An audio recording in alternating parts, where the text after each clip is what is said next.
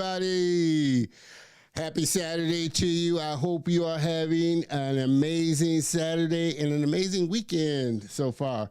My name is Don Terrell, and I want to welcome you to another great episode of The Color of Motion. I like to say, hey, stories come in all shades and highlight people of color and diverse backgrounds in the industry of motion graphics, animation, visual effects, cartoons, and comics. This industry that I love so much. And hey, like I said, this is our celebratory anniversary year, so we're always going to kick off each episode this year with a little confetti. Like I said, we're celebrating 5 years doing The Color of Motion. This is our 5th year anniversary here, and like I said, we've gotten it kicked off in high fashion last week. And like I said, you know the drill. Make sure you hop into the comments, say, hey, where you tuning in from, so that I can give you a shout out that you so richly deserve. Like I said, you all know this is an interactive show. We are here each and every Saturday afternoon, 3 p.m. Central Standard Time, live to the YouTube channel, Facebook group for the show, and the website for the show, also LinkedIn. But I always kind of encourage everybody to get plugged into the YouTube channel. Like I said, that's our focus really this year, and especially this quarter, is to really grow the YouTube channel and get people plugged in there. So hop on over to youtube.com at Don Terrell and subscribe, hit the bell notification. Like I said, we got a lot of things planned for this season.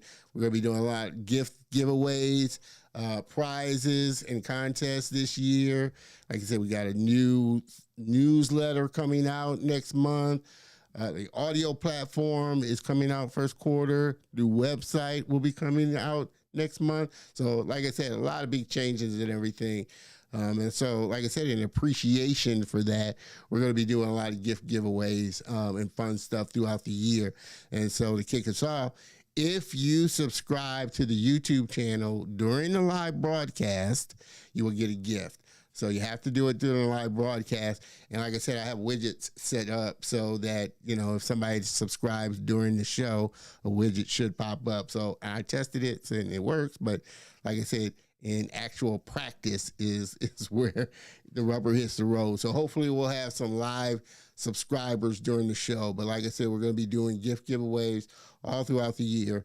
And one of the ways we're doing it is if you subscribe during the live broadcast to the YouTube channel, like I said, we'll send out a gift to you. Also, like I said, the store is open. Make sure you hop on over to the shop, pick you up something nice. Like I said, a lot of gear, a lot of swag stuff. We want to see as many people as we can in swag gear. So you can hop on over to thecolorofmotion.net/swag and pick you up something nice.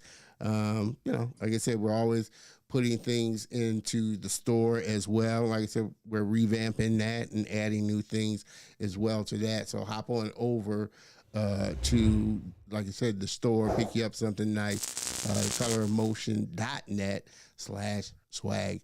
Again, make sure you hop into the comments, people. Say, hey, engage and where you're tuning in from. And like I said, I'm super excited about this episode. Last week, like Jonathan kicked it off, season 5 on a high note, set the bar high, but I know my next guest is going to take it even higher, and I'm super looking forward to sitting down and having a fun conversation with him. So I say, we can kind of get this party started right. What do you say?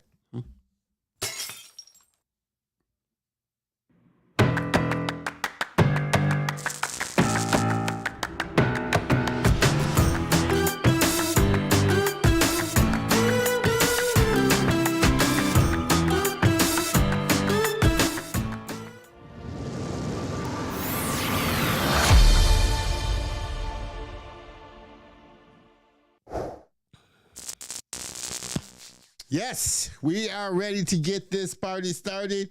I think we're firing on all cylinders on all the other pages. Again, like I said, make sure you hop into the comments and say, hey, where you tuning in from. But I'm super excited, like I said, about my next guest. He is a story artist and mentor from the small twin island, Republic of Trinidad, that works in feature animation. A mostly self-taught artist that's worked in the industry for about 4 years now. And his first big break came in 2021 when he was recruited to work on a feature animated film at Netflix Animation. Everybody, please help me welcome my very special guest and friend, Mr. Rajendra Ramkallawan. You. Thanks, Dom. Rajendra. Thank you so much for being on the show. Like I said, I'm super excited about having you on and sitting down. Again, I knew when I came across your profile last year, saw your work, knew I had to get you on and really wanted to connect, and super excited about learning your journey from Trinidad to Netflix, your thoughts on the industry and everything. So I can't thank you enough, Rajendra, for coming on the show. Yeah, appreciate it, man. Appreciate, you just liking my work and stuff and being interested in my story. So, Nice. it's cool to be here. Thank you for inviting me. Awesome. Well, I always like to, initially ask, artists and creators kind of what was it that inspired you initially, to kind of get into that. There's always one thing that, well, for the most part, there's always something, whether it's an animation or a film or a cartoon or something that you saw that kind of really sparked your interest in the industry. What was it for you that really kind of got the juices going? That's a good question because I kind of jumped through a lot of areas of art, right? So initially, I wasn't really into film. I just love to draw. And I love to draw because I used to watch, Saturday morning cartoons, things like the original X-Men. Yeah. And then, seeing my first anime called Techno Man, and that was my first introduction into anime, and then Samurai X and stuff like that. But like at the time, I just like wanted to draw, and I didn't really know what exactly in art that I wanted to do. I thought maybe I'll draw like comics or something like that, and I wanted to be like a comic book artist for a very, very long time. Up until maybe like I would say 18 or 19 maybe. And I think around that time I was starting to get into film. And at that point I still wasn't sure that I wanted to do like storyboarding or directing or anything like that. Yeah. But my love kind of came through very unconventional way because a lot of people don't really like this movie, The Dark Knight Rises.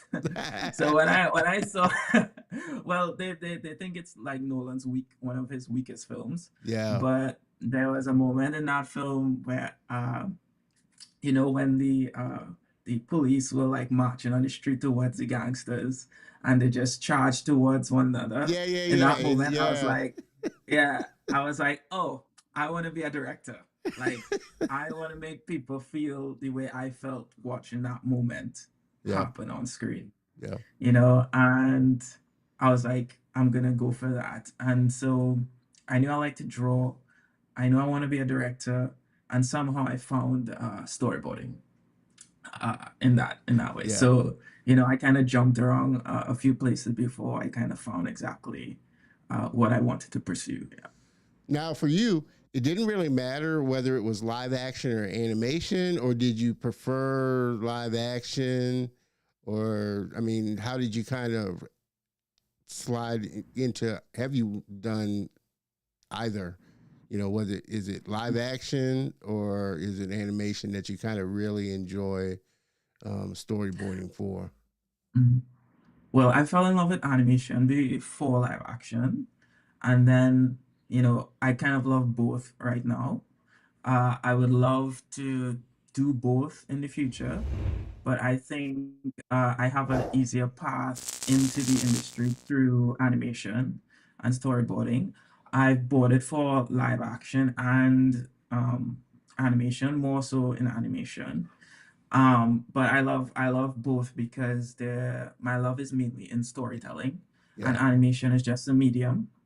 yeah, So is live action. So it doesn't really matter which one, yeah, I do. It's about storytelling. It's about the human experience. yeah, yeah, But I love both of them. Yeah. yeah. Well, you're from, like I said, the small island of Trinidad, Tobago. Mhm. I've had a couple of guests from, Trinidad. Mhm. Have was your thought initially that does this industry here kind of support what I'm trying to do or want to do, or did you even think about that now that we're in this time where you don't necessarily have to be in that geographical location now to work? People are used to working remotely. Studios are working used Yeah. to working now remotely. But when you got started, did you initially think about the industry in Trinidad and whether or not it was something viable, kind of, for you to kind of get into? So when I was around 17 or 18, like I was figuring, okay, I want to do animation. I want to get educated in animation. At the time, there was one college that was just starting an animation program, but it wasn't like the best one. And so during that time as well, our country was just, starting to get internet all over the country. So internet was still not like Yeah, accessible like all over the country, right? So maybe like I didn't get to go to the animation school. I didn't get in because of like some scheduling stuff. So I didn't end up going to that college. But like I went to a different college for basic like art degree and stuff and just kind of wasted time there. But when I finished, this was kind of like the beginning of the education boom in terms of online education. mm, So like when I was like around 23, 24, there was like a boom, especially in like education for animation yeah, and the industry, like, and character design and all that stuff. So I was like, okay, cool. I'm gonna kind of just like sign up to all of these self-taught classes and just teach myself because I was still very passionate about learning and still being delusional enough, even though I'm like in a country that yeah, has no industry, has never made a feature animated film. Somehow, like I was still delusional enough to think that, okay, maybe if I like, get good and something, maybe something in the future could happen. And then maybe like 5 years later, COVID hit. And the only industry that was still making stuff was the animation yeah, industry because we could yeah, just stay home yeah, and just make stuff. And I think there was a boom there as well, right? So there was just like recruiters just searching for people yeah, because there was so much demand. And that was kind of like my time frame of kind of like breaking in yeah. to the industry. Yeah. Well, I mean, do you feel like that's one of the things that Trinidad as a country is going to need to work on? And what are some of the other things that you think your country is going to need to put into place to really grow the industry? Like you said, now is so much learning. You can go online, but like you said, I'm pretty sure there are still regions that internet is kind of spotty, or trying to Hmm. get internet access can be a challenge. What do you see as some of the things that Trinidad is going to need to do to kind of really grow the industry and get even more people uh, interested and enthused about the industry and feel like there's an opportunity? I mean, I guess Yeah. it's like I said, it's a little bit better now because people can think, okay, as long as I can get on the internet, I'm not so much tied, like I said, to geographical, and I can do the work. I can still possibly get work, but obviously, people would still love to have the industry within the company, within their country, booming and supporting, just even locally, the industry. Yeah. So, what do you feel like you see as some of the things that are going to need to be, worked on? I would say it needs to start from education. So there needs to be like quality education accessible in Trinidad. Like in colleges, there should be like an animation. I think there are like two or three major colleges in Yeah, Trinidad. They should have like a solid animation uh program. And I'm not just talking about just moving things across the screen. I'm talking like, stuff that competes with, yeah, CalArts and yeah, Sheridan and stuff like that. They need that, right? And then we also need like a breakout, right? I'm not saying it has to be me, but it needs to have somebody from the country who just does something big. hmm, So let's just say, for instance, I win an Oscar, yeah, yeah, right, yeah, for best animated film or short or something yeah, like yeah, that, right? Or even like an Annie or something. That will put the country on the map, yeah, all right? And then that will inspire younger people to be like, oh, I could do that, yeah, right? And by doing that, the government will fund more things, yeah, right? Because they'll be like, wait, we have a talent who, without our funding, without our help, actually made it all the way there. yeah, What would happen if we actually help the people down here tell our stories, yeah, right? yeah, So there needs to be some kind of breakout person who just shatters the barrier without yeah, like any help yeah. or anything like that, Always got to right? be And that just, first. Yeah, yeah, there's always yeah, got it to be has the to be that first. first, yeah, because nobody's gonna invest all this money because animation is expensive, Yeah, all right? So somebody has to do it on their own, yeah, and then the tourism industry will be like, hey, let's put more money, let's like invest more in animation, let's invest in all of these programs yeah, and stuff like that. And even then, our country is so small, we would still need to have co-productions, yeah, maybe with other countries and stuff like that, or like bigger yeah. countries like the States and stuff like that. So No, I agree. And I feel like kind of Africa is kind of at that cusp. Now they're mhm. starting to get those breakout studios. They've always had studios there, but now that like I said, Disney has come over and partnered with them, and now they're doing Kazazimoto and some of Yep. the other movies that are now starting to be kind of worldwide. Like you said, it kind of opens the floodgates a little for other Yep. creators and other studios to start to think, okay, wow, this is a viable option that we can create stuff and get it out there.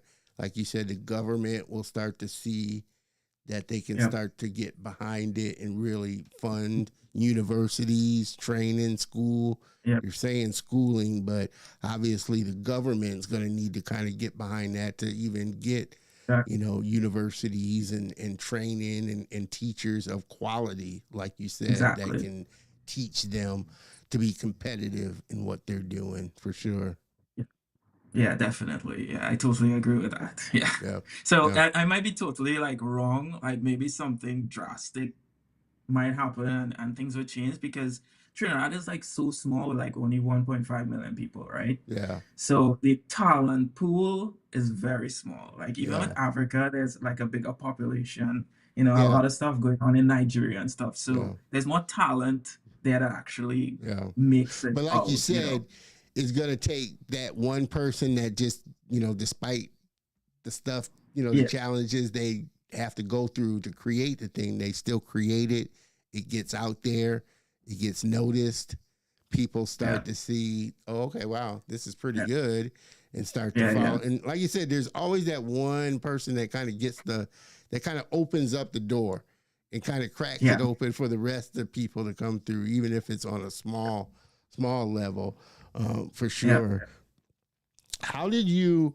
I mean, for you with Trinidad being so small, Mhm. was it hard to find that community of creators there that you could kind of surround yourself around?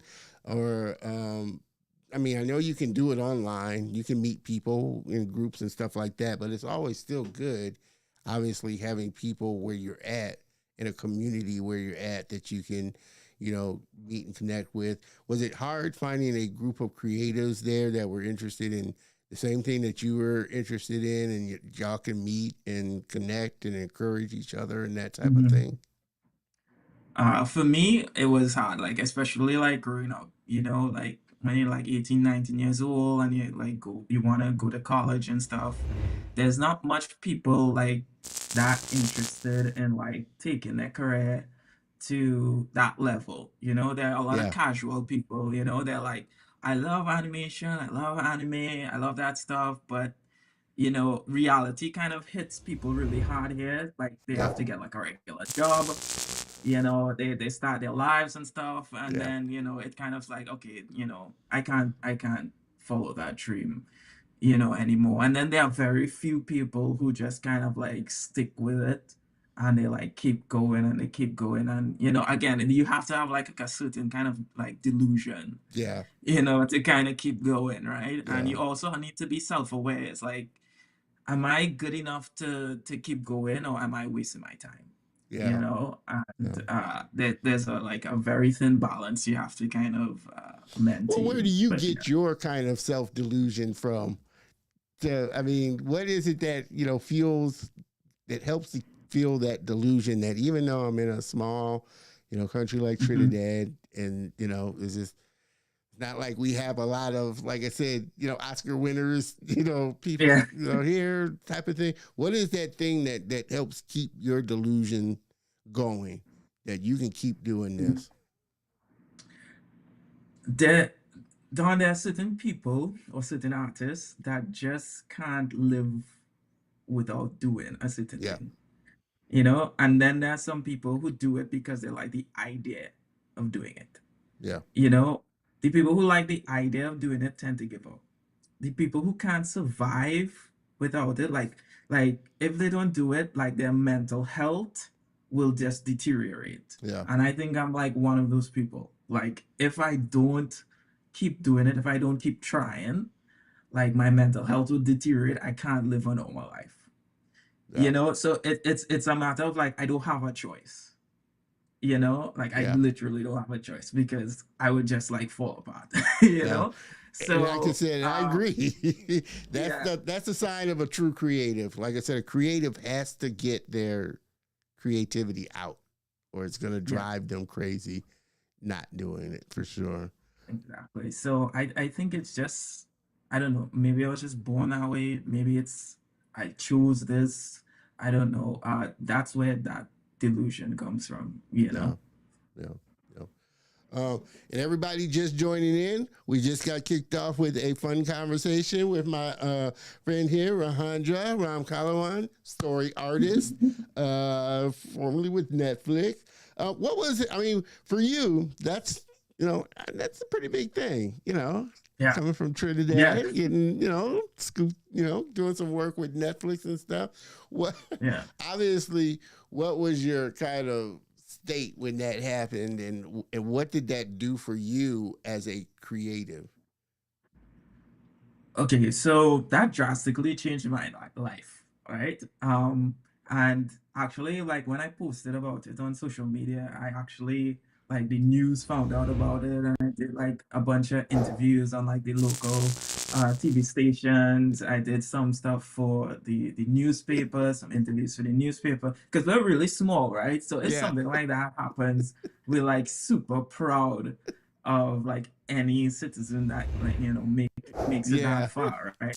And especially being like the first person to work for a company like Netflix in that particular position yeah, was like a really like big thing. Even the Ministry of Tourism and stuff gave me like a shout out and stuff like that. And like for me, on a personal level, it really changed my life because before that, I was pretty much kind of like a struggling, broke, like caricature artist, right? I was yeah, just drawing portraits for people at weddings and stuff, right? And then like Netflix is like, hire me. They tell me how much I'm gonna get paid. I'm like, wait, what? And then I was like so happy because like it just went from like here to like here, like in a yeah, matter of like that. And that's like how quick your life could change if you just keep going. Like you could just be broke and then all of a sudden, like, hey, here's a job, and then it's like yeah, yeah. it's totally different. So Well, I yeah, also want it's to, crazy. I also want guests and also younger people kind of to be clear. They're obviously, was a process in between, and there were things that you did in between, getting Hmm. hired and stuff. What were, Yeah, the yeah. things that you did in, just the process of applying at different positions? I'm pretty sure Netflix wasn't the only place that you, reached out to, try and find work at. What's for you been kind of the hardest thing through this journey so far, and the biggest learning kind of curve for you? So one of the hardest things is, I would say for people, is you have to get accustomed to being alone. The loneliness is tough because you're just gonna be by your desk. You're gonna just be drawing every day by yourself. You're gonna watch your bad drawings and think like, am I getting any good? And you're gonna be doing that for like years. Like years. Like it's not like an overstatement. I'm not Yeah, exaggerating. Like 5, 6 years just practicing, taking classes online, doing the work. I applied to like, internships at like DreamWorks and Disney and stuff. And like I got rejected. There was one time a recruiter from Disney said, you should apply for our internship. And I was like, how did you even find my profile or yeah, whatever, yeah. And I was like super excited and stuff. And I got rejected at the end of the day from that Well, one, at least he said And I was apply. like, yeah, yeah, he's had a couple high, and it's like, I still got rejected, Yeah, yeah, because the recruiter doesn't make the final decision, right? They just see yeah, potential, right? yeah. And there was a point where I kind of like, after taking so much classes and stuff, I just gave up applying. And I reached a point where I was like, you know what? I think I'm pretty okay. I'm pretty okay at storytelling. I'm pretty okay at storyboarding. Why not just board your storyboard like an entire movie on your own? Mm, Because like I was planning on just doing like random sequences for my portfolio, and I said if I did like a random sequence every month, I would have 12 sequences. But what if I did sequences for one single movie? I would have like a movie after like 2 years. mm. So I said, okay, just go for it, right? And I started boarding a film. I got like 10 minutes into it, and one of my like associates told me like you should probably reach out to this recruiter because I heard they're looking for somebody in the Caribbean. All right. So I said, might as well just okay. I reached out to them. They said, yeah, yeah, yeah. Could you send your portfolio kind of stuff? And I was like, okay, cool, here it is. But I didn't really think much of it because I got so much rejections before. I Yeah, was committed to just boarding my movie. And I yeah. was super happy with that, right? And then I got a job. Like the recruiter was like, we showed the directors, we showed the head of stories and stuff, and they was like, wow, this person's like really, really good, Now, this was and with Netflix, or was this with just another yeah, company? Okay, so that when was you Netflix. said Yeah. your friend told you they were looking for somebody from the Caribbean, so they were actually looking for Caribbean artists, or Yes. Yeah, they were okay, that's looking interesting. for yeah, so the movie that they were developing was based in the Caribbean, Ah, right? gotcha. Okay, Yeah. yeah, yeah, So they yeah, were looking for yeah, story artists yeah, that kind of yeah, know about life in the yeah, yeah, Caribbean, yeah. And right? that's a good thing to So do. Good thing to yeah, do. and yeah, they were looking for that. And so I think I was the only story artist from the Caribbean. There were other artists from the Caribbean or had roots from the Caribbean, Yeah. including the director, but I was the only story artist Mm, from the yeah, Caribbean yeah, that they yeah, could find. They're yeah. like, even my producers, like, how did we find you?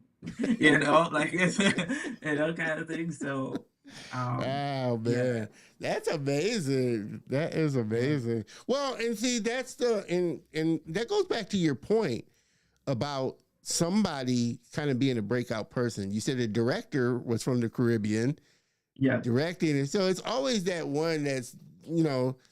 I'm pretty sure, like I said, there's a lot of creatives there, but they're trying to find that thing to to propel them to the next big yeah, thing, to the next big thing. yeah, And yeah, so I'm pretty sure that director has been working and directing on stuff for years, and now yeah, finally yeah, has an opportunity with Netflix and what he's doing. So, there's like I said, there's always a first, and there's always those ones that are going to be the first. But the thing is to bring up and search for people that you can bring in behind you to keep the door open to allow other people to come through it. Yeah.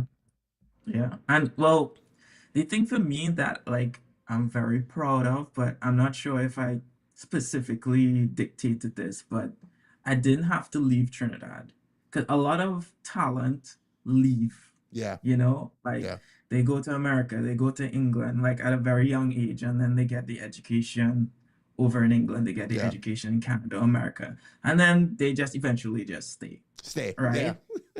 Like for me, I was super happy. Maybe it will inspire like younger people, because that's always like a thing, right? If somebody does something amazing and you do like background research, it's like, oh, their parents are from the Caribbean, but they were born in yeah, yeah, England, or they were born in America, they were born there, or they left when they were 10 years old, yeah, kind of thing, right? And then there yeah, are like so much people here who's like they can't leave. They don't have the money to leave. They don't yeah, have the money to yeah, go to that college, right? So that's something I think will inspire a lot of people. Like the fact that I didn't have to leave, yeah, and they kind of like came to me and said, like, yeah, you're good. Like you're so good. You could stay in your country and we'll work with you. yeah. And I didn't have to leave. So Yeah, and I think that's again that's the beauty of now. I won't say the beauty of COVID, but just one of the outcomes of COVID. It showed companies that they can work remotely, have their people work remotely, and still be yep. productive. But to your other point, I think it's going to come down to that creator to kind of go back, even if they moved away. I mean, I know a lot of artists like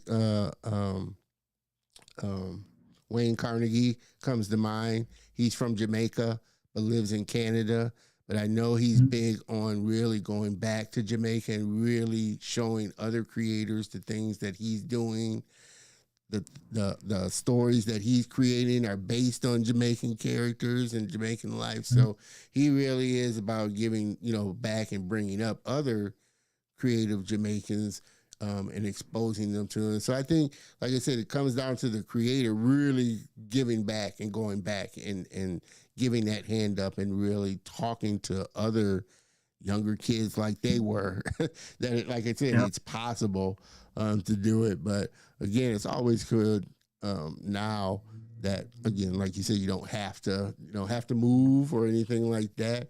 Again, for everybody just joining in, we're sitting down having a fun conversation with my man Rajendra.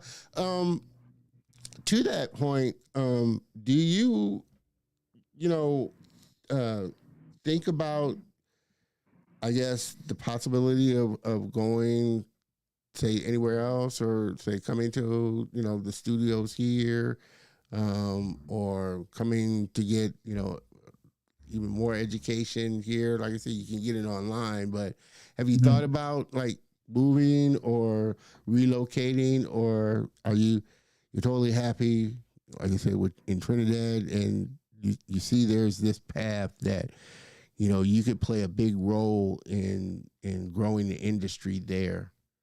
Mhm. I will never say like no, I would never move. If like a certain project that I think is super awesome Yeah, and they want me to come there, I probably will go. Probably not permanently. yeah, But I have this idea ever since COVID that I don't know how far into the future this will be, but just make a studio that's completely run online, mm. like, and just get the best talent from all over the world. If you're not will if you're just willing enough to stay up late for meetings and stuff with the crew, you can join, like people from Japan, people from the Middle East, people from Africa, people Yeah, from yeah, Europe, South America, and just make like the highest quality stuff, and make a lot of money so people yeah, can just live off it and just stay in their country, and then probably build like a home base where if people want to come, yeah. they could just Well, yeah, yeah, yeah, it's not, like you have to leave your family, you have to leave everything that you've grown up with to come to get this job, yeah. only if you want to, but Well, I think a lot, like I said, I think a lot of creators are doing that now. And again, I think COVID really, people are kind of expecting it almost, Yeah, to yeah. be working remotely for the moment, or they're going to try their best to see that it's remotely. But again, I think there is something to be said, obviously, for working in studio. Um, like you were saying earlier, there's this obviously working remotely. You're going to have to deal with this, like you said, loneliness a lot Yeah. more than if you were working in a studio environment with other creators around you and you had the interaction of other creators and directors and producers and things like that. So I always think that's a great, environment as well. I think even better maybe sometimes than Yeah. working alone, because you do have the ability, like I said, to kind of feed off of each other creatively. Yep. What are some of the stories that like you're really kind of you love to tell, or you really, because the we're going to dive into some of your work and check out your demo reel and some of your artwork and stuff. But what are the stories that you're kind of hoping to kind of really sink your teeth into and really storyboard and tell, or maybe even direct, like you said, getting into directing? For me personally, I would like to be a storyteller that could tell any type of story.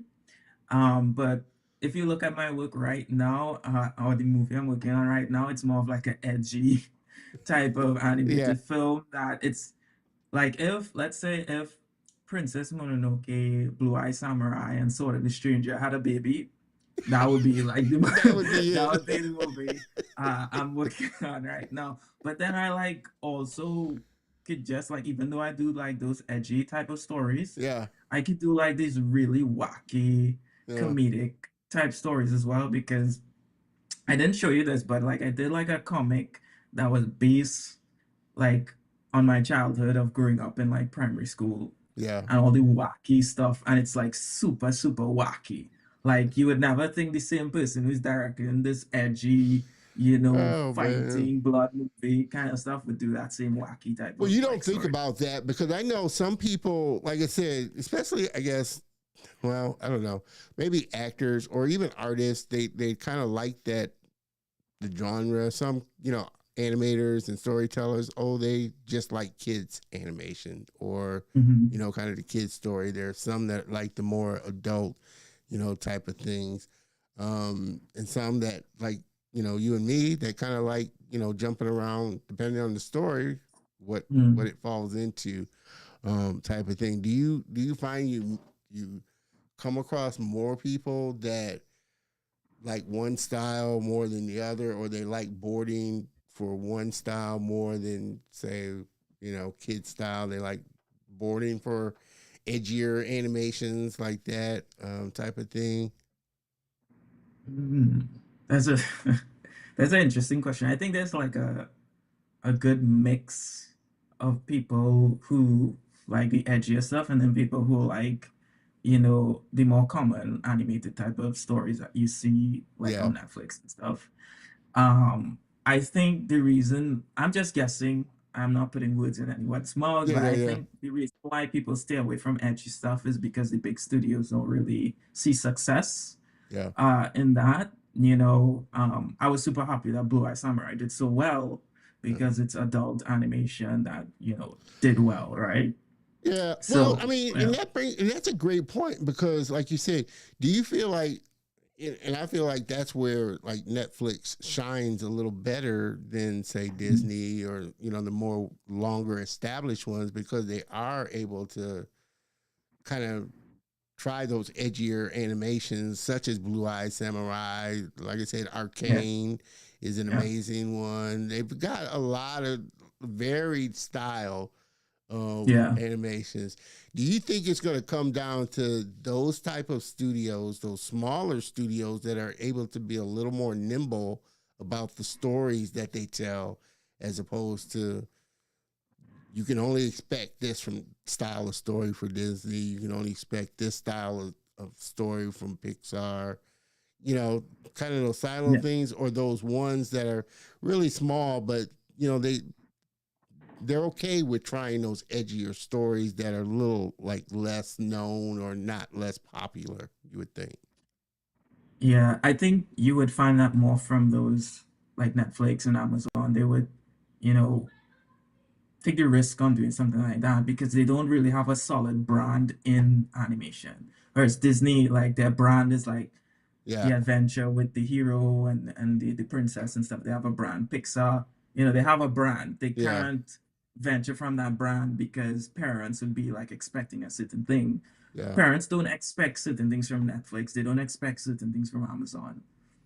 So those companies, I think, could, roll the ball on something like Arcane or yeah, Blue Eye Samurai and stuff. The problem is that they need to be successful. They need to make money. Everything is about money, right? yeah. So the That's the more, the bottom more, line. right, the Bottom more, the line. more, the Bottom more line. successful these, adult animations are, Yeah, is the more that they will make more. It's not a matter of like they don't like it. It's just that it's not making enough money. If it makes enough money, they'll be like, make 15, That's how these studios are, right? yeah. So, if Disney just took a chance on like adult animation and made 1.5 billion, they would be like, just make five more, right? So, Yeah. that's how this goes. They might risk, destroying their brand because one thing made Mm. 1.5 Well, it's billion dollars. interesting because I think that's, and that may be why I think for them it's easier to buy a company because they don't have to switch Disney's brand of Disney Yeah, exactly. style. They can buy a Pixar, they can buy a Lucasfilm and have a Star Yeah, Wars base. So they can buy these base as opposed to, I guess, and still be under the Disney, yeah, Disney name, but it's not like Disney's, thing that they kicked out. It's like Disney subsidiaries. This is what they do, type of yeah, thing, which is interesting. Before we dive into some deeper questions, I want to jump yeah. and take a look at some of Rajendra's work, and then we're going to dive a little deeper into some of the questions here. So let's take a quick look at some of Rajendra's work here. No, no, please! No, wait! That boy! He's a son! He's a great son's heir! Wait. It's true. He said it himself. You could use him to bring the great son here. Why are you doing this to these people? You should have stayed with your father, boy. Take him alive.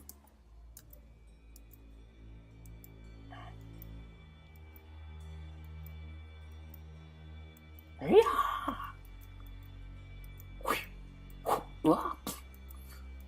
Yeah. Yep.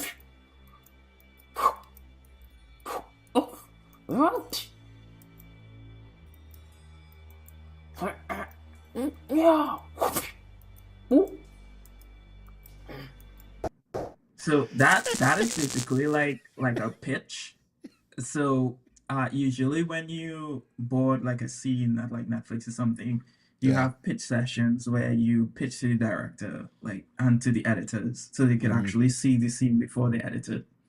And so, yeah, this is just me like pitching this scene, with my sound effects and Yeah, stuff. yeah, That's why it yeah, kind of yeah. sounds so silly. And so, Trust me, I love seeing like the behind the scenes, like how animators shoot reference film, reference footage of themselves, animated and shot. I always love the behind the scenes stuff. So, like I said, I get it for sure. And we're gonna take, like I said, I noticed though, like as I was going through like your artwork and pulling some of your artwork and stuff like that. Great, you have a great like quick sketch style, and I noticed a lot of sketch work. Is that something yeah. that you do a lot of that really helps in your storyboard, or that you feel is a crucial element for a storyboard artist to be able to quickly sketch dynamic positions and things like that? Yeah, it's very important. It's being a story artist is being able to let go of the ego of doing like a really pretty drawing and Mm-hmm. focus on the story. And like sketching a lot helps you to draw faster, because as you can see, to do a scene is like a average like 400 drawings, 500 Mm, drawings, yeah, right? And in order to do that, you need to be focusing on just getting the idea across, and not necessarily doing like the best illustration yeah, possible to hang up on your wall, right? So it's very important that it's kind of like a muscle that you have to work on, because yeah, as a teacher, I've taught people who come from like illustration backgrounds and they're trying to become storyboard artists, and it's so difficult for them to like not draw detailed things and yeah, make it look pretty, yeah, because there's a sense of like it needs to be pretty, like I'm an artist, and they need to kind of let go of that and focus on story. So yeah, yeah. Now, I it's think important. life drawing classes and life classes are Yeah. so great for that. I know the hardest this was like the hardest, and I think it was really hard for a lot of artists, or a lot of artists when they first start learning how to draw, not Yeah. to look at the paper, but look at what you're drawing and just Yeah. draw from what you're seeing.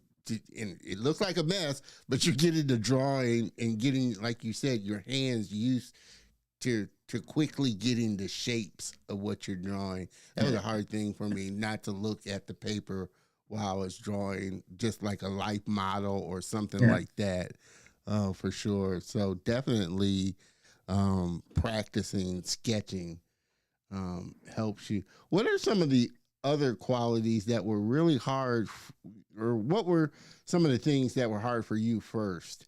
Getting into, like I said, doing storyboards, like you just mentioned, getting out of your head as an illustrator on the prettiness of the picture, but Yeah. getting the Yeah. the actual story and the actual act, down. Yeah. What else was really a challenge for you to kind of grasp getting into being a good storyboard artist?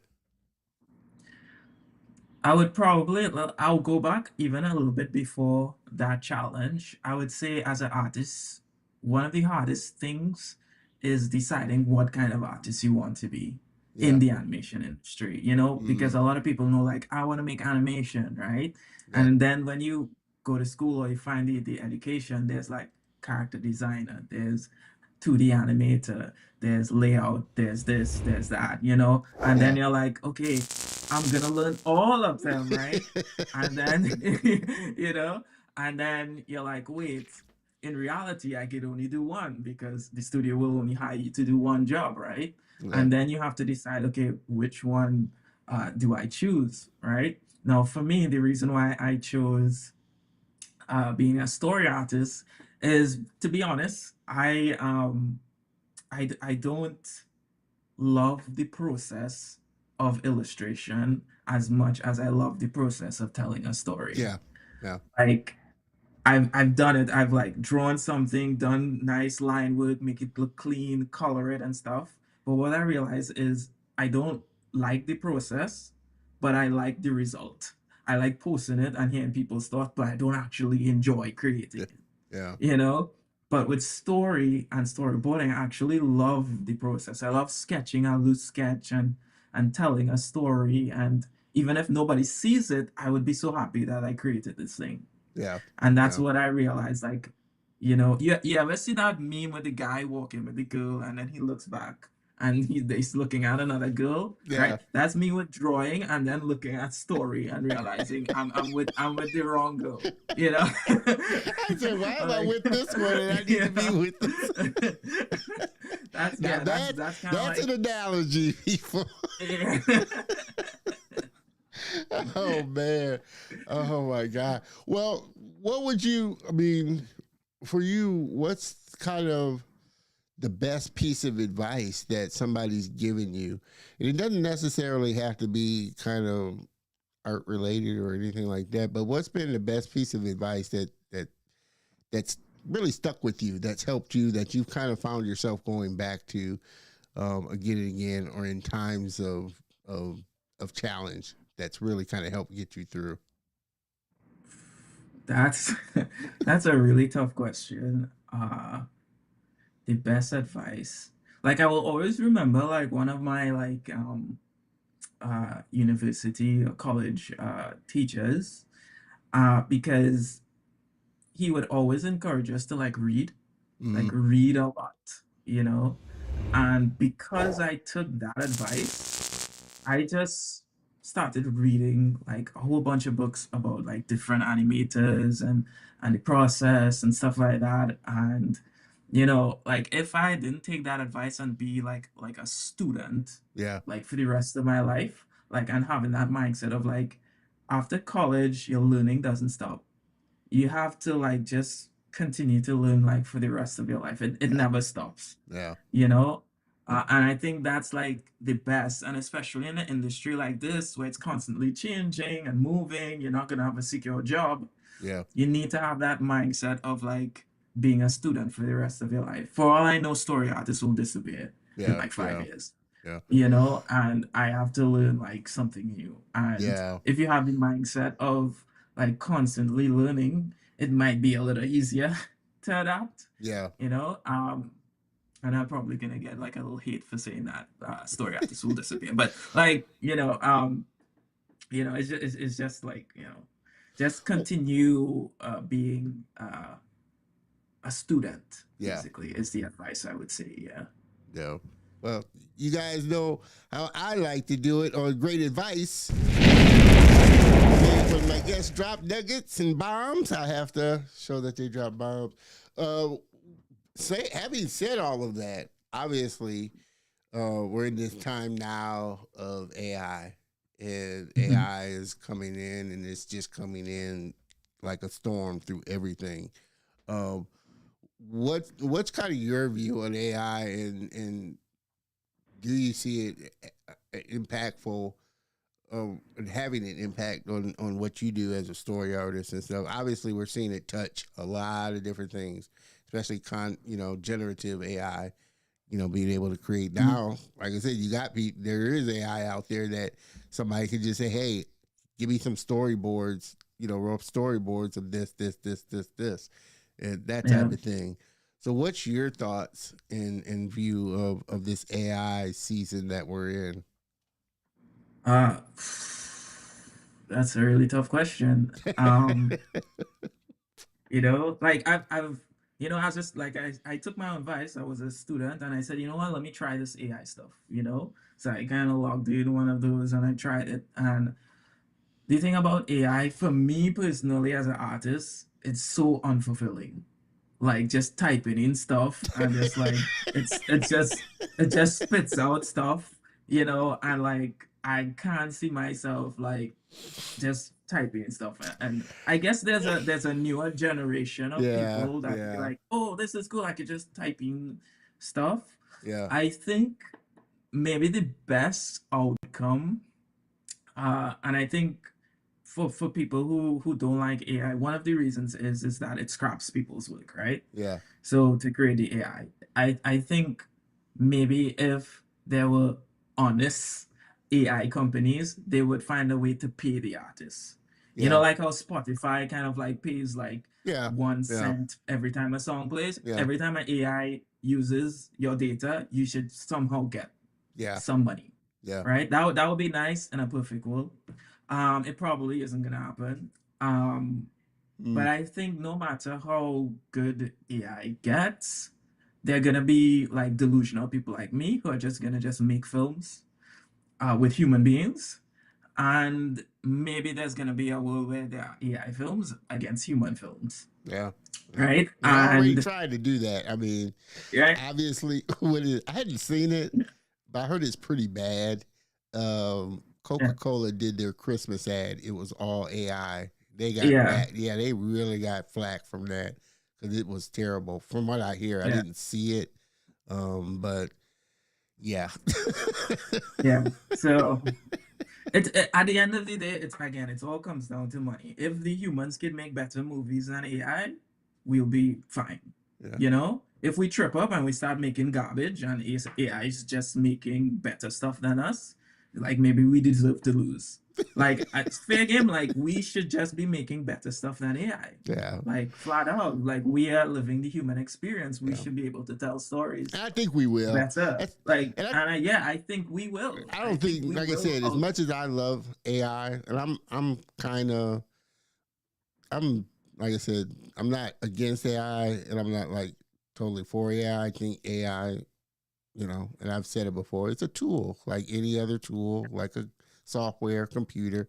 And I think in the hands of a true creative, they'll use AI in the right way. They'll use AI to aid them in helping them create whatever it is that they're creative.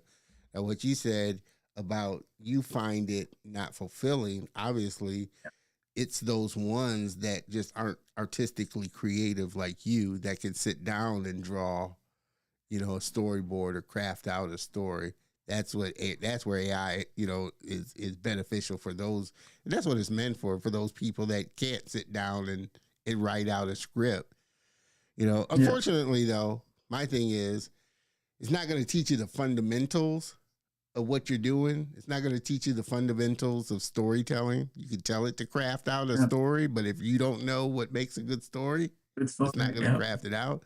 It's not going to teach you the principles of design or the principles of animation. And unless you know them and can put them in there and say, hey, I want this to be squashy, like, and if you could really describe it, then it works. But if you're not versed in the fundamentals or whatever it is that you're trying to create, you're not going to know how to describe what you want in the first place. And you're not going to get out what you expect. So that's why, like I said, Yeah. But I've We seen just some kind of people like have create some to good like things let with it play out. using AI. I've seen people create some amazing things using AI in conjunction with what they're doing. Like I've seen, some VFX people, they just used AI to create like a matte painting background. They had AI just create like a matte painting and they interposed all the other stuff. So it was just an element of like a painting. They just didn't have to spend time doing it. And it was just something that you wouldn't have noticed because it was just an additional element in the whole scope of what they were creating. A small element in the whole scope of what they were creating. So that's where it works, I think, Yeah, I think people are angry when it gets used to a scale that's getting rid of people Yeah. instead of eating people. Because the first Spider-Verse used AI, right? Like the little black marker type drawings you would see on Miles's face, right? The director said they use AI to get those stuff repeated onto the characters throughout the film, right? That was AI. Nobody sat and just hand drew every line on every frame of Miles, right? So there are like things that just get rid of the monotonous type of jobs. Yeah. And but people are angry when it's like it's getting rid of like an entire department. It's not actually aiding the department to help them move faster. It's just like just get rid of the whole department and just like they have one guy just press a button and. But I think companies are finding out though that when they do something completely AI, it just doesn't land right. People pick up, people innately pick up that, man, this just doesn't look right. It just doesn't feel right. So I think hopefully companies will get, okay, we can use AI, but it's not going to completely take away from the human experience of what humans can do as far as making something feel much more emotional in that connection that people can connect with. Yeah.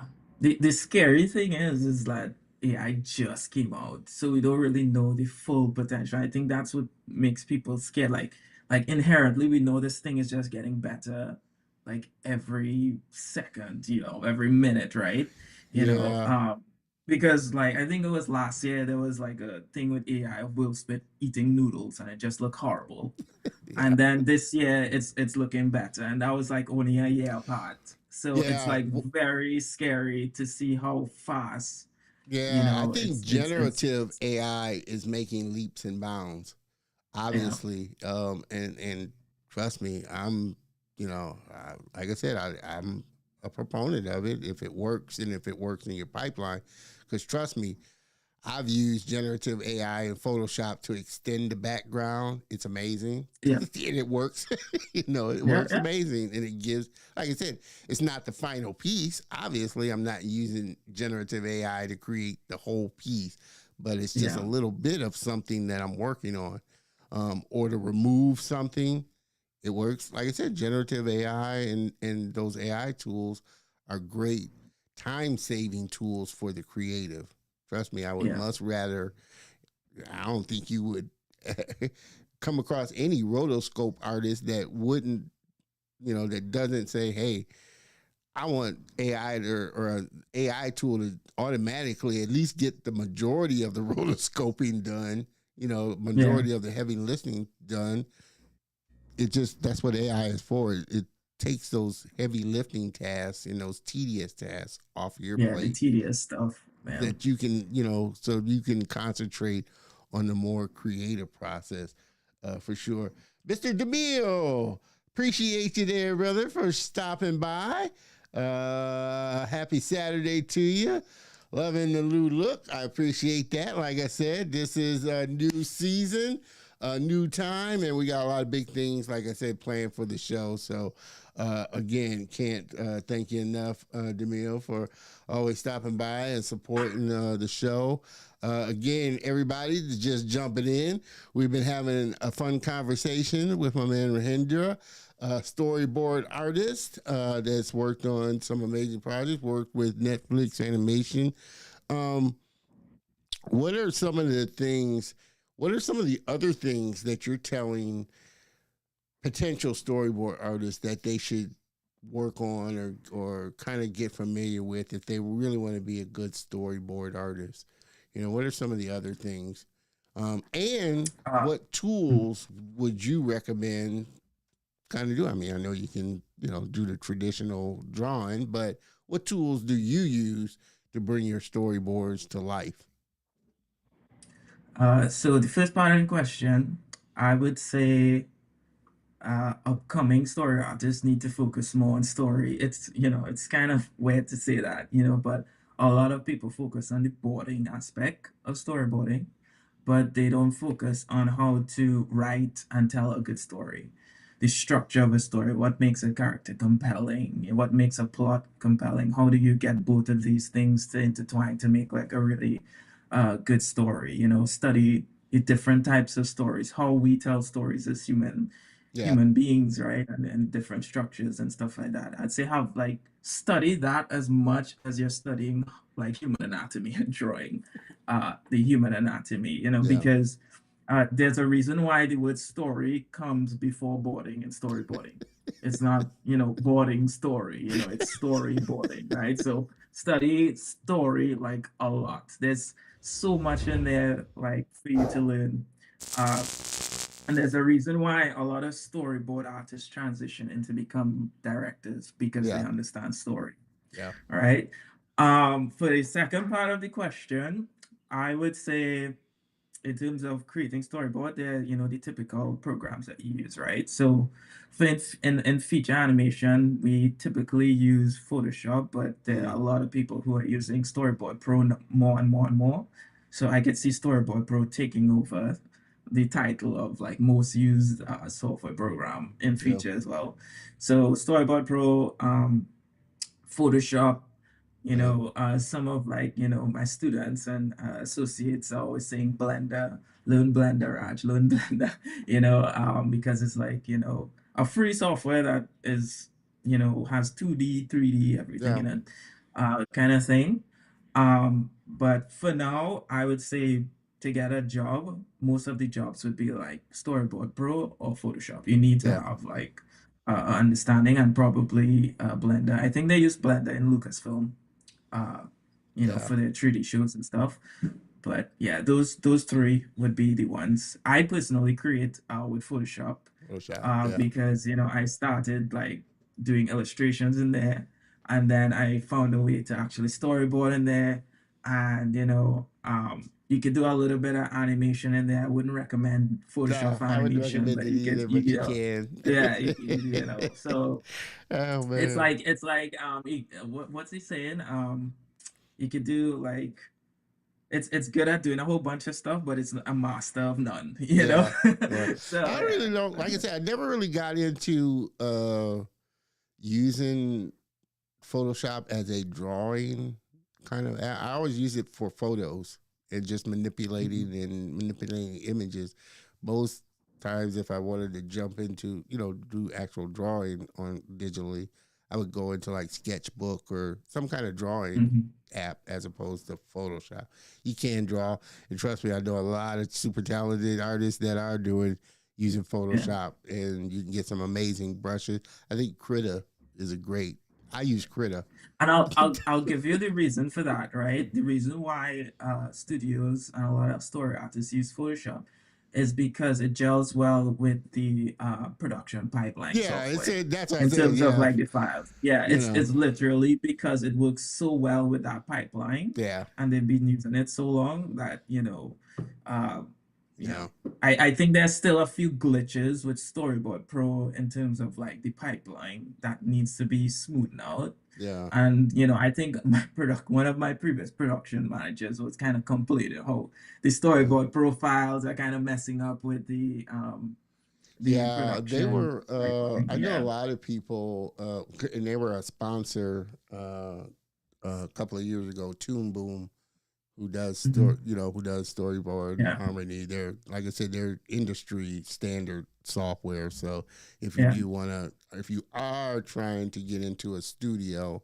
then it probably is best to learn on industry standard software. And pretty much Adobe is industry standard in most of Yeah. their software. Um, Those uh, two. Yeah. yeah, like I said, animating, you're going to be learning Maya if you want to get into studio, as opposed to, you can learn Blender. And if you're an independent creator, yeah, it's a great tool. Or a solo business or small business is a great tool. Which kind of brings me to my next question. What do you think of this time that we live in? I always say it's a great time to be a creator. And like I said, my perspective is a little different because obviously I'm from an older generation. So I remember pre-internet and pre-computer, and, Yeah. really pre all this technology that we have now. And I can appreciate it. But I think now as a creator, it's such a great time because you have this ability to bypass, these studios, if you really want to directly connect with your audience and sell and control your own IP. What are your thoughts as far as just this time as a creator? We have all these channels. If you're a filmmaker, like, you are a director, you have YouTube. You don't necessarily, and trust me, if they see you get a big following Yeah. on social media, the studios are going to come knocking anyway, type of Yeah. thing. Is that kind of the thing that you see more like up and coming creators now thinking about, of creating and doing their own thing? Or are they still trying to, get into studios? It's harder now because, like I said, there's so fewer jobs, way more people now in this coming into the industry trying to vie for those jobs, even if it's, Mhm. remotely. Now you're not just thinking about here in the States, you're competing with people worldwide now for these Yep. jobs. Studios are laying off, creators are trying to either pivot to totally different professions, and they're just Yeah. leaving the industry. You got some that are struggling, still been looking for jobs. But this time that we live in now does afford us this ability to monetize our own skill and sell our own Yeah. craft and stuff. What are your thoughts about this time that we live in, as a Yeah. creative? Well, it's kind of like a double-edged sword, right? Because back in the day, there were fewer people creating stuff, right? There was like the path. You had to follow this path to get there, right? And if you didn't follow that path, you wouldn't get there. But now there's so much different paths, right? But now you're so much more people in the market who you have to compete with, right? And a lot of people are creating their own stories, right? Yeah, And people have access to your story immediately, whether it's on YouTube, webtoons, indie films or whatever, right? You're just competing with so much more people, right? So now you like people who are viewers, like you're competing for their attention. It's like an attention economy, right? So Yeah. you have to compete, right? So it's up to you now to create stuff that people want to see, Yeah. right? Yeah. Like that's the thing, right? And then you kind of understand how studios kind of feel, right? Because when you create something and nobody likes it, right? You invested all this time to create something and nobody likes it. That's literally what studios do, but they throw a whole bunch of money at it and sometimes it fails, right? So that's kind of like, how things are. You get to be your own studio. Like, I'm Yeah. just gonna create this stuff. I have access to Photoshop, to this. I have access to artists who are teaching me exactly how to create the best quality work, and then it's just up to you to just go and create it. You have a distributor, YouTube, just throw it on there. You can market your own stuff Yeah. through social media. So you're basically a studio, Yeah. but It's a you're lot of not, work. yeah, Yeah. yeah. And You don't have like hundreds of millions of dollars, yeah. but you could do everything that they do because studios advertise on YouTube, on Instagram, and stuff Yeah. like that, right? So you have to basically do everything yourself, and I think it's great because before you had to go to California, you had to go to New York, or you had to go Japan or whatever to like Yeah. be in that industry. Now you can just sit home and create your own stuff, but it doesn't come without the challenges. Like No, everybody has to yeah. come, you know, I don't want you people to know, walk away thinking that, that's what it is. yeah, Trust me, it's great to do your own yeah, thing, but people, like I said, it's much more work than as yeah, opposed to if you're working for somebody, and yeah, it's funny. I was watching a video yesterday talking about entrepreneurship and that people think, yeah, I can start my own business because it gives them the yeah, freedom and stuff, not realizing it's way more work. yeah, yeah, Way yeah. more work. Because Um, I will tell you for a fact, Don, like if COVID didn't happen, somebody else would have gotten the job I got. So technically, I stole someone's job because mm, now it's a world market, right? yeah, So that person didn't outdo me. I outdid them. And some people might say, oh, you're a DEI hire because they wanted yeah, somebody from the Caribbean, right? But I will tell you for a fact that if I wasn't good enough, they would have let me go. They'll be no, like, yeah, oh, we had we could say we hired somebody from the yeah, Caribbean, yeah, right? We could just say we had him there for 3 months. yeah. He We had wasn't, him here, but he just didn't Yeah, work out. It didn't work yeah, out. you Yeah, understand? So, but like the quality was there. And, I tell a lot of people this, as somebody who works um, outside of America, Netflix had a policy that you could only work with people outside or independent contractors for 2 years, and then you just have to let them go. They had that policy, yeah. right? That's wild. But my producers loved my quality of work so much, they went to the law department and said, you have to change this. He's Yeah, really good, and they that's made wild. exceptions for that, right? So I got to work a whole year extra Yeah, uh, because they really like the quality of my work. I was doing such good work, yeah, meeting deadlines and stuff like that. So it's not a matter of like like whatever, but yeah. yeah, That's you weird. just That's wild. No, I would wonder why. I would have to check that out. Wonder why yeah. they would limit it. It I has to think be I something think governmental that, yeah, it's yeah, some kind of probably governmental thing. to help with maybe American citizens still Yeah, being it would able have to be to something get like jobs that. and stuff. That's, it's interesting. So I'm going to have to dive a little deeper, people, into that one there, for sure. Well, like I said, we've been, everybody's just jumping in. Like I said, we've been having a fun, amazing conversation. You know how I always like to do it. Make sure you hop into the comments, be interactive with the show and everything. But we've been having an amazing sit down with my friend Rajendra, storyboard artist, worked on Netflix. What do you kind of see where do you kind of see the industry kind of going, say in the next, 4 or 5 years, 5 to 10 years down the line? Like I said, we got a lot of stuff kicking off. AI is creeping in, like we were just mentioning. Some studios are, pivoting towards that and letting people go. Where do you kind of see the industry kind of going? We just got done talking about the kind of more independent creator and such. What are your kind of thoughts? Ooh, that's you asking me to predict the future there, but Just it, like I said, just general. Like we're not gonna hold you yeah, to it or anything like that, yeah. but just kind of how you see it.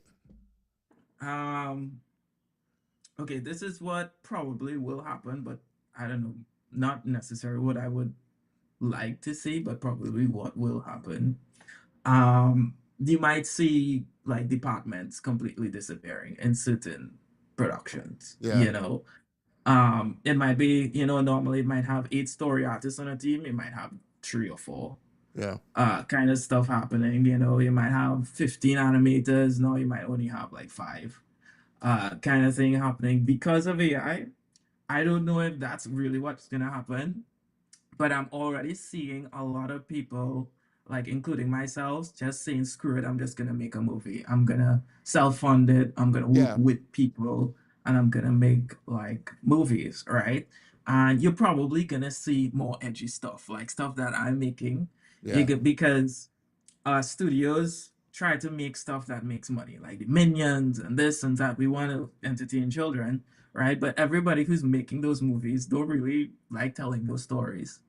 So if they have the time, they'll fund their own films, find a way to kind of self-fund and yeah, create awesome stories. And if those stories are successful, like I said, it'll be like the pendulum will swing back. So right now it's kind of swinging towards AI, and then that's gonna cause like a change, right? Like artists are just gonna create on their own, and there's gonna be successful artists, and then yeah, the studios are gonna be like, oh, that's where the money is, let's swing back this way. yeah, Right? So, and then they'll swing back towards humans, and yeah. then there'll just be probably another renaissance of like, you Um, just gotta follow the money. Like everything is just about following the money. If AI fails and humans make more money, that's where it'll be. So that's basically the simplest thing. yeah, I would want everyone like to continue being like how it is. Humans make movies and stuff like that.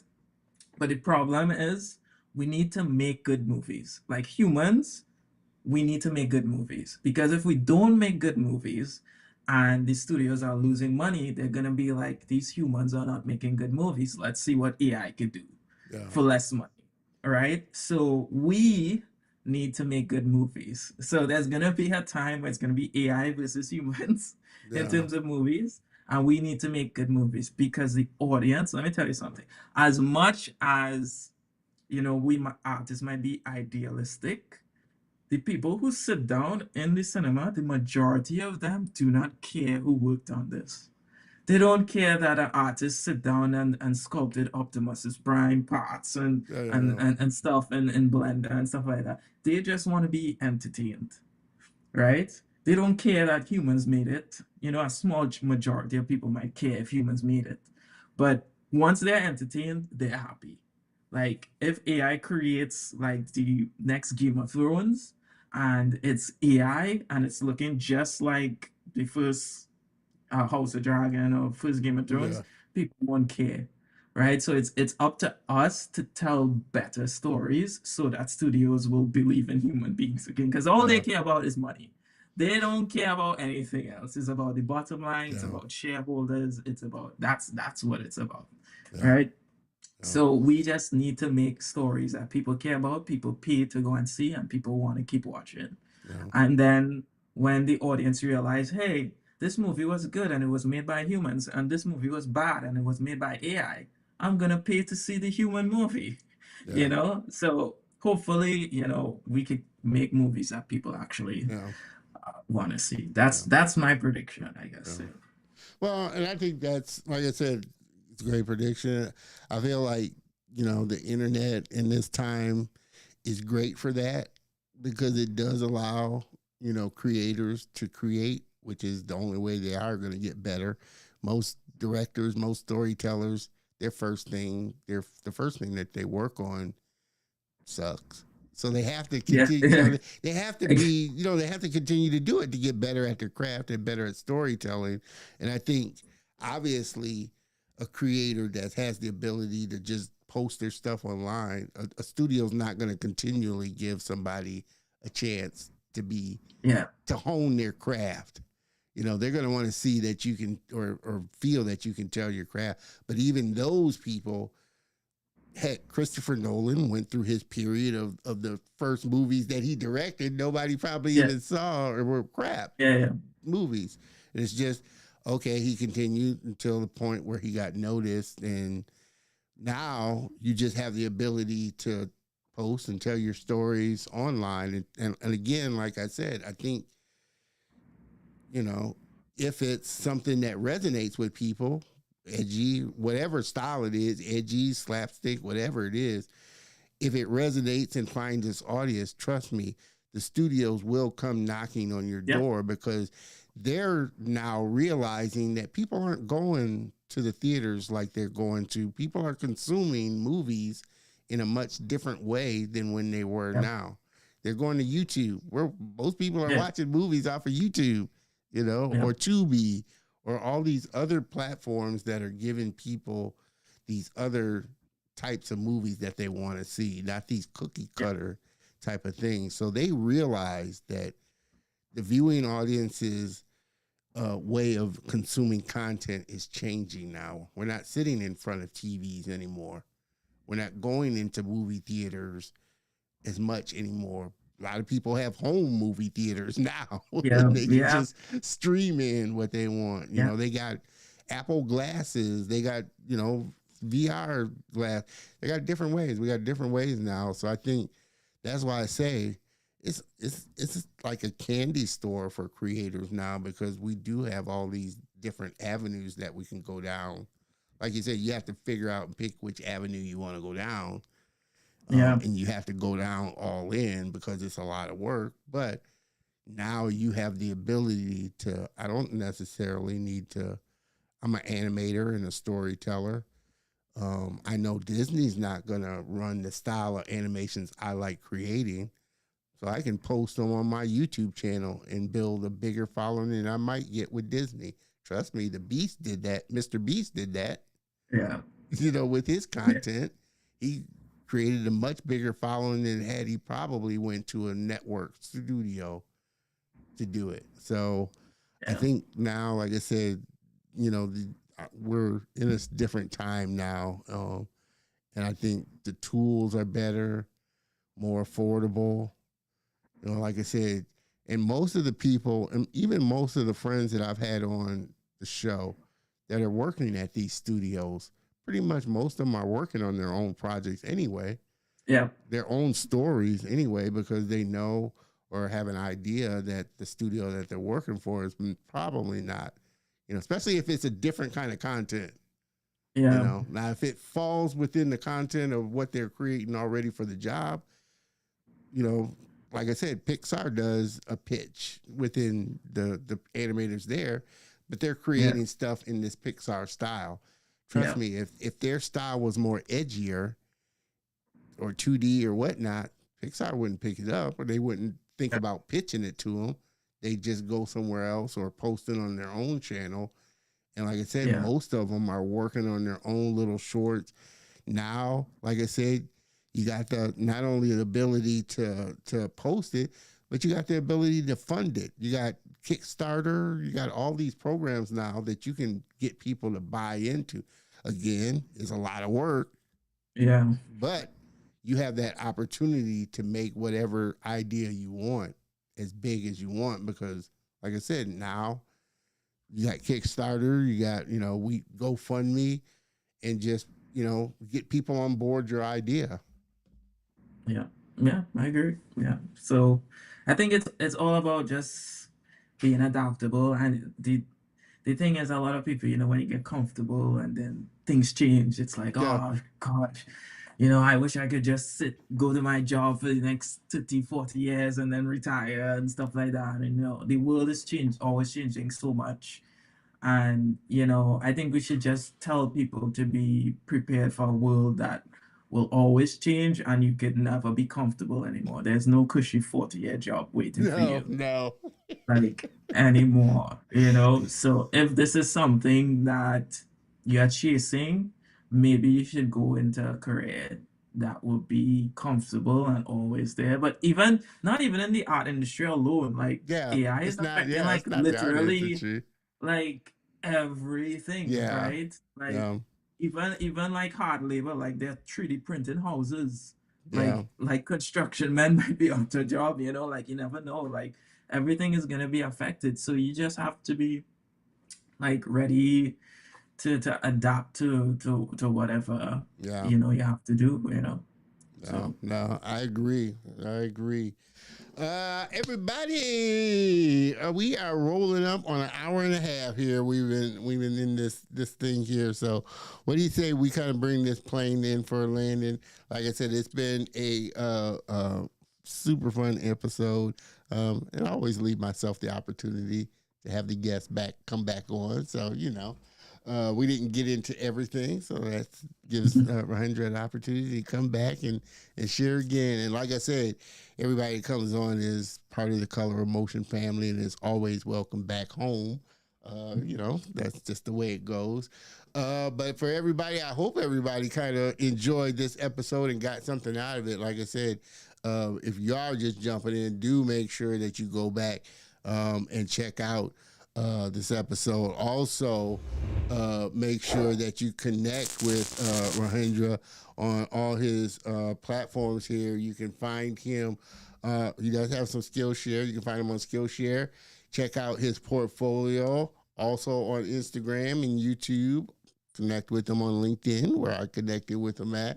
But all these will be in the show notes. So just make sure that you hop on over there and connect with Rajendra. Like I said, check out more of his work because he is a super talented storyboard artist that you should get connected with for sure. What else? Again, like I said, I hope everybody really did enjoy this episode.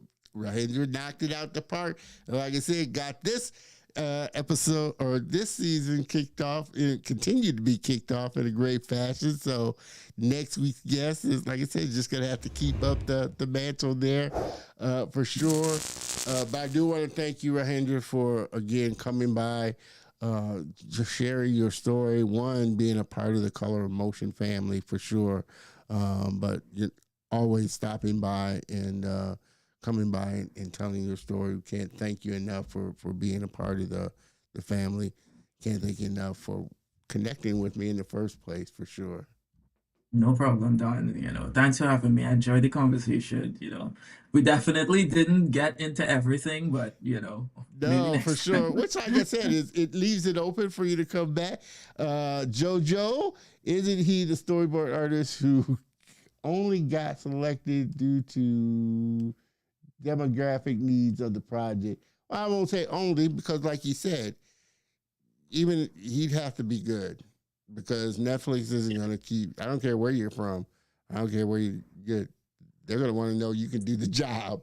So you got to be a Jojo, good artist. even if that was the intention, Jojo, they would not keep somebody for 3 years. Yeah.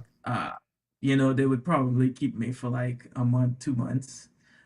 Because there were people from the actual country that were hired to work on the film, and they were there for like a month, and then you never saw them again. Yeah. So it wasn't a matter of like we need that person there because they're from there.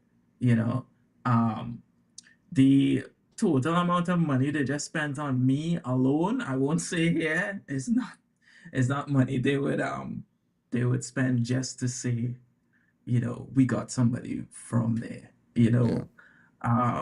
but if you want to think that way, that's fine. Well, I so, will say yeah. this. I know, like I said, trust me. You shouldn't think that way because trust me, I don't care, what studio it is. Their two bottom lines are do you get along with the people in the company? And can you do the job? I don't care. Yeah. Like I said, if you can't do the job, trust me. Yeah. Disney, You're not good. none of those studios are going to keep you for long if you cannot perform the job that they hired you for. Yeah, Now, exactly. obviously, the story that they were working on was a Jamaican story. Kudos to them that they actually went out and hired people from Trinidad and the islands, because a lot of studios don't. Some studios don't, regardless of what the story is about. So the fact that they went and found people actually from the country and hired them, give them credit. Give them credit for that. I was in talks with another director from Netflix. I won't say his name. To direct a movie that has nothing to do, to join a story team that has nothing to do with the Caribbean. Like absolutely nothing. The director on my previous film said he's really good. You should talk to him. And I'm meeting with him. And that movie has absolutely nothing to do with And trust me, he's going to want to make sure he's not going to keep him on either if he can't do the actual story. Yeah, exactly. You may talk to him, but once he finds out. And while I was there, because I have receipts, bro. I have receipts, right? So while I was there and there was downtime, they asked other movies, like, do you want to borrow any of our story artists? Here's the portfolio. They had a story on another movie. Said, I like his work. Come and work on our film while your film while you got some being downtime, come on over here and help us. So it's not a matter of like, because they just wanted story artists, they look for quality. So at the end of the day, they might have done it intentionally because but they didn't realize I was so good. And it's like, oh shit, like we need to keep this guy for like 3 years. So and bottom line, like I said, your skill is what's gonna, keep you in the room. Your ethnicity or your diversity may get you in the room, but trust me, your skill's gonna keep you. Your skills it doesn't keep you in the room. Yeah, it doesn't keep you in the room. It definitely doesn't keep you in the room. But I'm glad I'm glad you mentioned that though, JoJo, because like I said, that's the show is about talking about diversity, and a lot of people do think that they're are pulling people in just for the diversity aspect. But again, trust me, even outside of that, if you can't perform the skill that you're bringing in, you're not going to last long. That's just the reality of it. Yeah, that's so true. All right. With that, like I said, this has been an amazing second episode to the season here.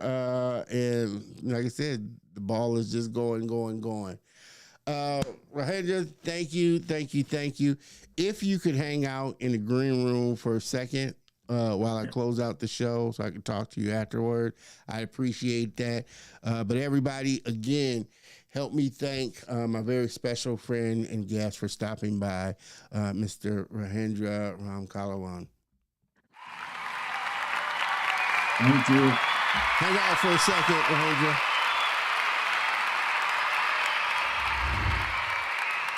All right. We are closing out on episode 2 of quarter 1 here, season 5 in 25, 5 seasons in 2025. Can't believe it. But I can't thank you enough for hanging with me as always on a Saturday afternoon, giving me a couple of hours. I hope I entertained, and I hope it was a great show. I hope you got value. But again, like I said, we're just ratcheting it up. And next week is going to be no exception. Super looking forward to my next guest, Miss Lauren Brown, art director and illustrator extraordinaire. She is going to be on the show. We're going to have a fun conversation sitting down with her. So make sure that you join us next week because, like I said, it's going to be a good one. Mr. DeMille, I appreciate you there, brother. Great show. Thank you so much, man. Like I said, I thank everybody that continues to support the show. Like I said, we got big things planned again for this for the season 5. We are celebrating all year long. So again, make sure that nobody subscribed during the episode today. But again, I'm going to be posting some ads for it though. But again, throughout this season, if you subscribe to the channel, the YouTube channel, during the live broadcast, and we'll know because a widget will pop up saying such and such just subscribe. It's supposed to. You will get a gift. So I'm looking forward to seeing who subscribes during the live show and giving out a lot of gifts. I think next week we may do like a spin wheel type of giveaway. I'm not sure what yet though. But we're going to, like I said, have fun and give away stuff on each and every episode. So next week, make sure that you tune in. Like I said, we're going to have Miss Laura Brown on here. And I will see you next week. Have a great rest of the weekend. Have a great week. And I will see you next week. Same bat time, same bat channel, everybody. Cheers.